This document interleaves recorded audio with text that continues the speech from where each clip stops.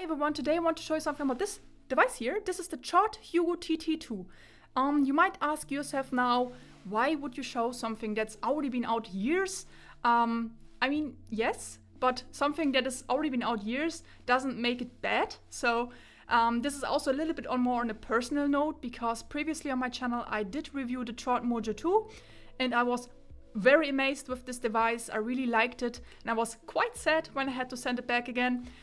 So I was like, okay, what can I do? What else does Chord offer? And I was like, okay, since mostly when I listen to my music, I sit stationary at one place. I don't really need something with a battery in it. So I was like, okay, what else can I check out?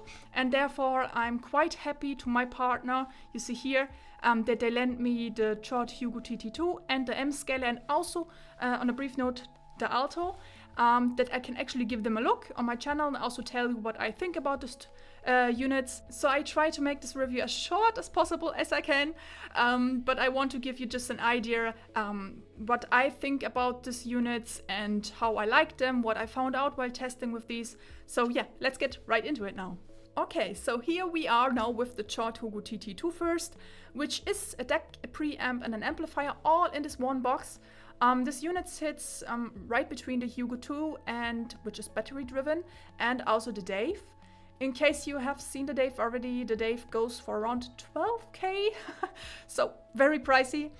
So what you might have already guessed now is, yes, the Hugo TT2 is also quite pricey, sadly. So it goes for around 5k. Ouch. So yeah, the Hugo TT2 is also fairly decent sized. So if you look at other high-graded decks or amplifiers, they're sometimes huge. So now we have everything in just one box that weighs around 2.5 kilograms, so it fits quite nicely on the desk or something, or with limited space. All right, so let's come to aesthetics now. Well, I would describe it as some people will like it, some people will despise it, but I have to say this Chord Hugo TT2 is a little bit less Chord-like, you know. Chord often works with a lot of colors, knobs with colors, and this one here is a little bit more simple in that regard. So it has a little screen here that shows when you go through the menu quite directly what to select, so not really color-based. Only color-based thing here is really the knob. When you turn it to left or to right, it changes the color of the knob and indicating on which volume level you currently are, but it also shows it here on the screen, so all good.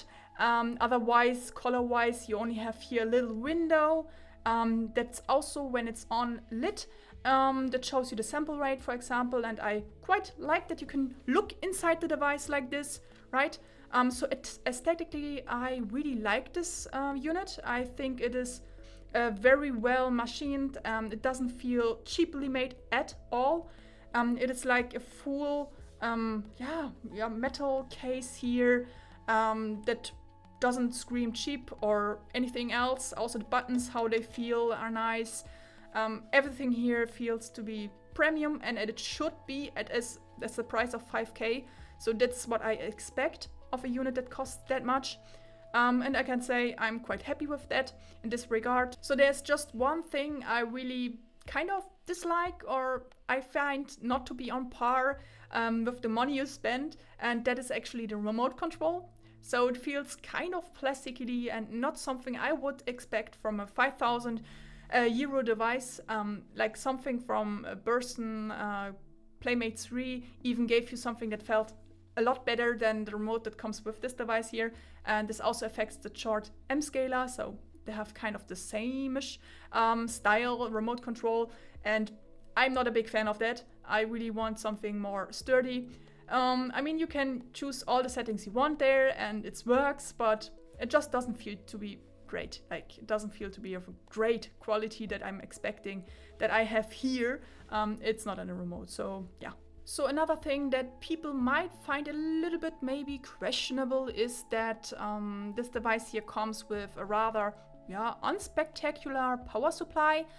I mean, if you are comparing that with, for example, the Burson Conductor GT4 that comes with a fusion core, can come with a fusion core for Burson, then yeah, this here looks a little bit meh.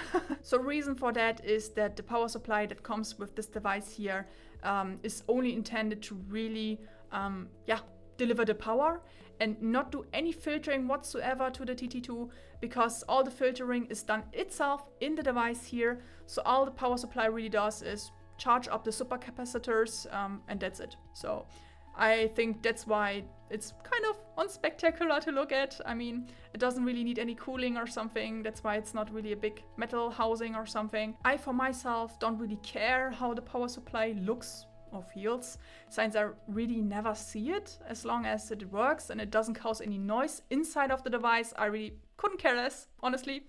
But maybe you're different. I saw people that do upgrade their power supply, so I guess there's ways to do that. Alright, so let's come now to the in and outputs. As you can see here, it does have one USB type B, so which caps up to 768 kilohertz and up to 512 DSD. It also has the B and C connectors, which you will need later for the M scaler, but I will tell you later about that. And also has optical inputs. It also has XLR connectors, which are even able to drive sensitive active speakers. So it is possible to do that as well. It also has cinch and 6.5mm headphone jacks and 3.5mm headphone jacks. All of the headphone jacks here can run simultaneously. So if you decide to have 3 different headphones you want to drive at the same time, it is possible, but be aware that volume control is just generally made here and will affect all of them. So if they have a different sensitivity, they will get different loudness. So yeah, be aware of that. So the device itself is also Bluetooth capable with adaptX. So in case you want to connect it like this. So something you need to be aware of is that when you power on the device, it will take a few seconds to actually start giving audio output because it's charging up. It also will say here charging, and it will really take a few seconds for it to actually be ready. So the reason for this is because it needs to charge up the supercapacitors that keep the charge, so it has enough power on demand for the headphones or speakers. So one thing you need to be aware of also is that if you plug in headphones here, for example, it automatically recognizes that and changes the mode to headphone mode, and then it charges up the process again. This is a little bit annoying, but it just takes really a few seconds, and if you're not regularly changing the mode all the time, it shouldn't really be that much of a trouble, but it's there, so I'm telling you this. So this device here is quite power efficient if you compare this now to the, for example, the Burson Conductor GT4 Max that I reviewed previously on my channel. That one really took around 100 watts for the Class A amplifier. So in comparison, this device here just takes around 30 watts while completely running. That's quite a big difference, and also resulting in a lot of heat. So the Burson Conductor GT4 Max was, for example, very hot running. So you wouldn't want to touch the device while it was running already a while. This is different here. So I tested it, and a few hours of runtime, I touched it, and it was quite cool to the touch. At this point, I have to say, so I saw some people actually stacking this Hugo on top of the M scaler, for example. The M scaler itself is also cool while running, kind of cool while running. But if you stack these on top, they will considerably get more warm. I wouldn't say it's a big issue, but I myself would suggest, if you want to stack them like that, maybe put something under here, like the feet are not that tall. Maybe you put a different feet here that lifts the device up a little bit more, and then it should circulate the air a little bit better, because it does not have any active cooling. I mean, it's passive cooling because it normally doesn't get that warm because it doesn't consume that much power. So the metallic case kind of does the passive cooling, and that's enough for it. So while testing, I did use the TT2 with all my headphones, like for example the Headphone HE1000 Stealth, the Unveiled, the Aria, the Mies 109 Pro, but also the Headphone HE6 SE, also the Headphone 2 GT, which are a little bit more harder and demanding to drive. It wasn't really an issue with this device at all. It could power all of these really good. I didn't find any clipping or whatsoever. So I was quite happy with that. So if you have now something absolutely hard to drive, like a Susvara, like a Modhouse Tungsten, maybe you want to consider a separate amp then. So I did try the Chord TT2 also with a different amplifier. So with the Chord Alto, I had my hands on that as well here, but I will not go too deep into that now.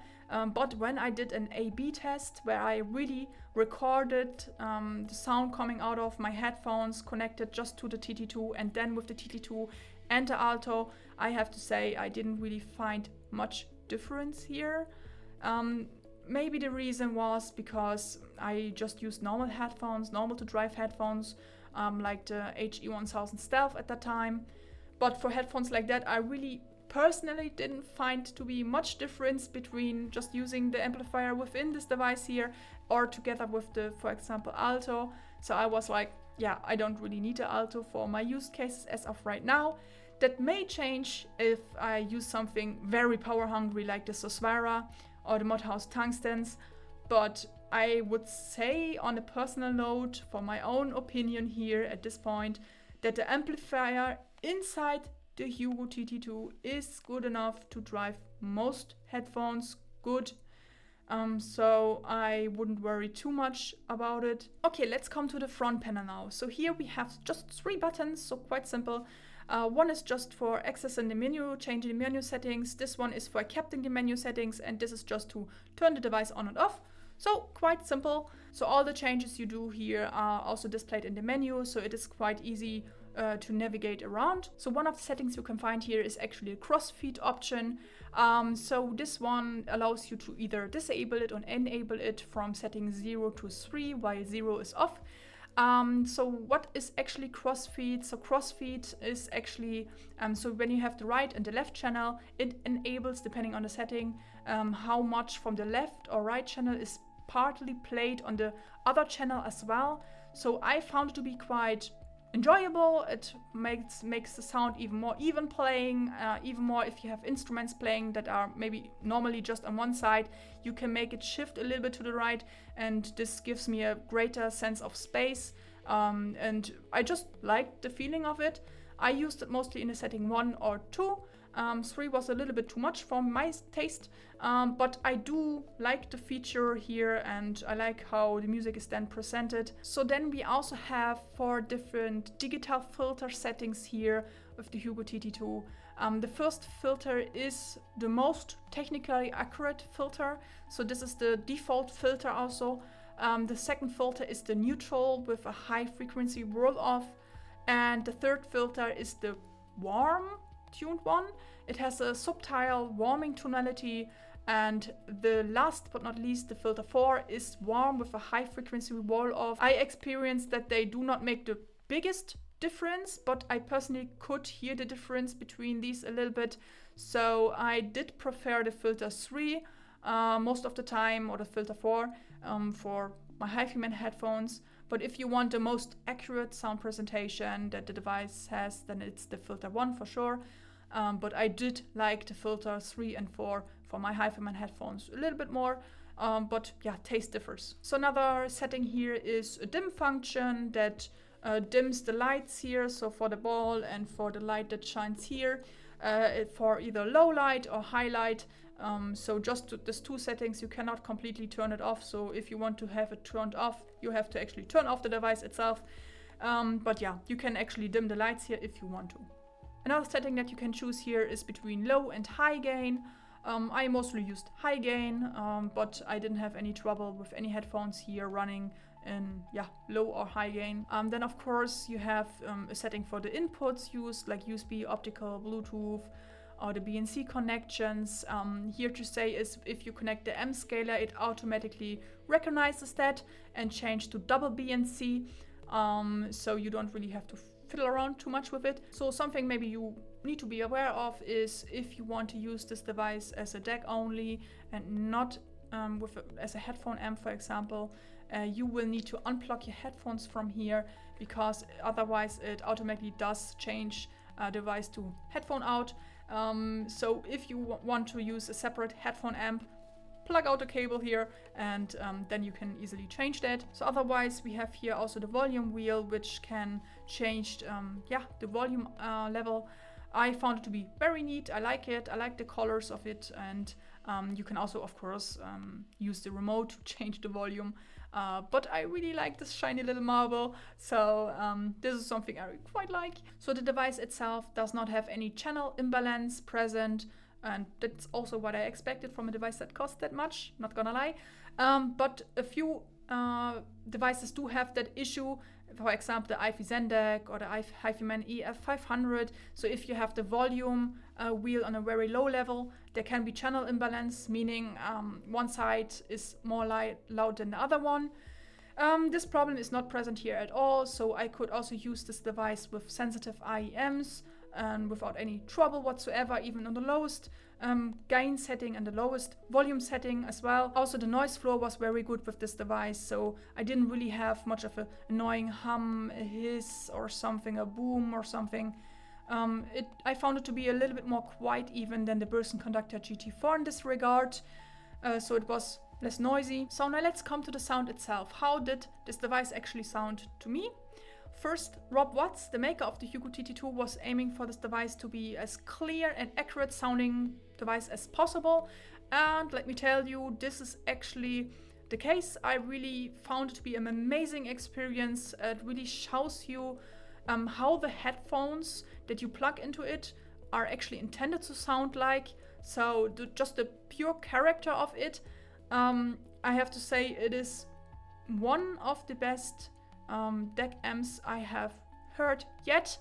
Also a step up in regards to the Burson Conductor GT4 Max I have here. It was very pleasant. Maybe also something that was a little bit weird is that when I used it for the first day or so, I was like, wow, my headphones sound amazing. What the bass punch, what a nice defined clear bass.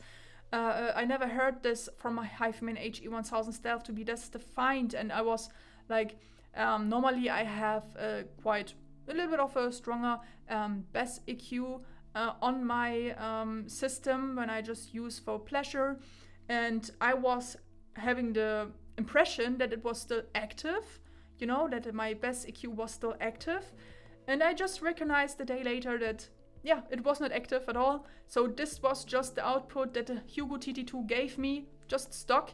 And I was like, that's impressive. That's really impressive. I was quite happy with it. I was like, I don't even need really a bass EQ shelf here anymore for my headphones. It was that good. So I was like, wow. It was so impressive how it also was making such a detailed sound. How deep layered the soundstage was, how wide the soundstage was, and also with the crossfeed option. I was just very pleasantly surprised also how it matched up with some HiFiMan headphones. They were not as sharp sounding anymore.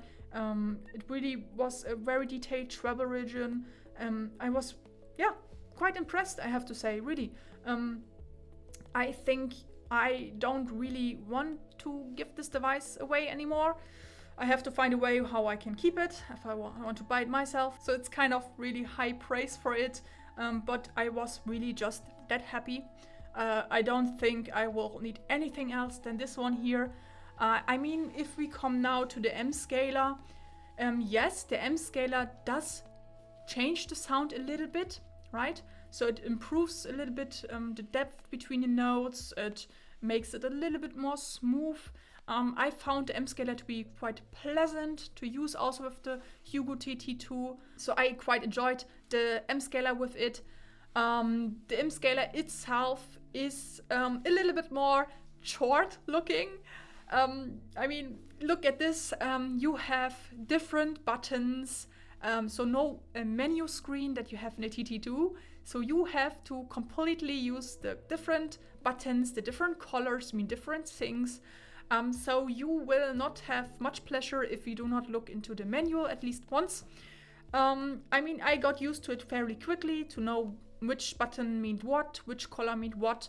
But yeah, this is something you may want to study first for a little bit before using the M scaler. But I myself quite enjoyed it now. So the build quality of the M scaler is very good.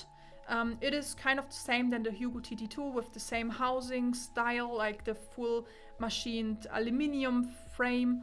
It feels really premium, highly engineered also. And here we come to the remote control again. It is kind of the same than the Hugo TT2, and it just feels plastically. It doesn't really match up to the price of the M scaler. My opinion, I would expect something a little bit better here. But it's fine. It is doing everything that you needed to do.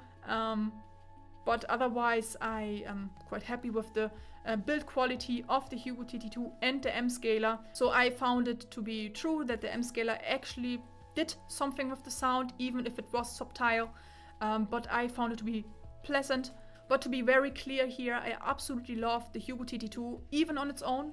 If you decide to go for the M scaler as well, I would say it does change how the sound is presented a little bit, and it feels a little bit more, engaging. With the M scaler, it really feels like the separation between the instruments is a little bit more defined. The difference is not that big, so if you are a bit tight on the budget or you don't really want to spend that on this device, fair enough. The Hugo TT2 is good on its own as well, so I wouldn't worry too much.